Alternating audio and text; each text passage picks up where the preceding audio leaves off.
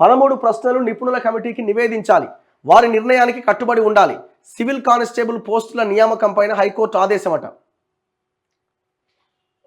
Civil constable పోస్టులకు నిర్వహించిన రాత పరీక్షలో ప్రశ్నాపత్రాల్లో తెలుగు తర్జుమా లేని 4 ప్రశ్నలు తొలగించాలంటూ సింగిల్ జడ్జి ఇచ్చిన తీర్పును హైకోర్టు గురువారం సవరించిందట.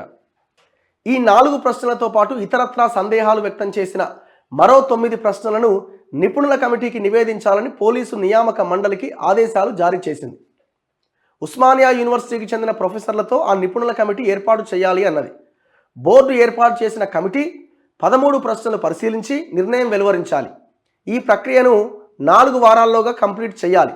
నిపుణుల కమిటీ నిర్ణయానికి పిటిషనర్లు పోలీసు నియామక మండలి కట్టుబడి ఉండాలని స్పష్టం చేసింది. సుమారు 4965 సివిల్ కానిస్టేబుల్ పోస్టుల నియామకం నిమిత్తం రాష్ట్ర స్థాయి పోలీసు నియామక మండలి 2022 ఏప్రిల్ 25న ఈ నోటిఫికేషన్ జారీ చేసింది.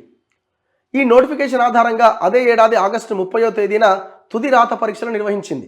అభ్యర్థులకు ఇచ్చిన ప్రశ్నాపత్రంలోని ప్రశ్నలను తెలుగులో అనువాదం చేయకపోవడంతో పాటు తప్పుగా ఉన్నాయని, వాటిని తొలగించాలని దాదాపు 6 పిటిషన్లు దాఖలైనవి. సో 6 పిటిషన్లలో ఆ 4 క్వశ్చన్లు ప్లస్ ఇంకొక 9 ప్రశ్నలు, మొత్తం 13 ప్రశ్నలు. సో ఇవి ఒక నిపుణుల కమిటీ వేసి ఆ కమిటీ తేల్చిన తర్వాత 2 వర్గాలు, ఇటు పోలీసు నియామక మండలి కానీ పిటిషన్ వేసిన ఆ 6 పిటిషన్లు సంబంధించిన పిటిషన్దారులు కానీ ఆ నిపుణుల కమిటీ ఇచ్చిన తీర్పు కట్టుబడి ఉండాలని నిన్న హైకోర్టు చాలా స్పష్టమైన ఆదేశాలు జారీ చేసింది.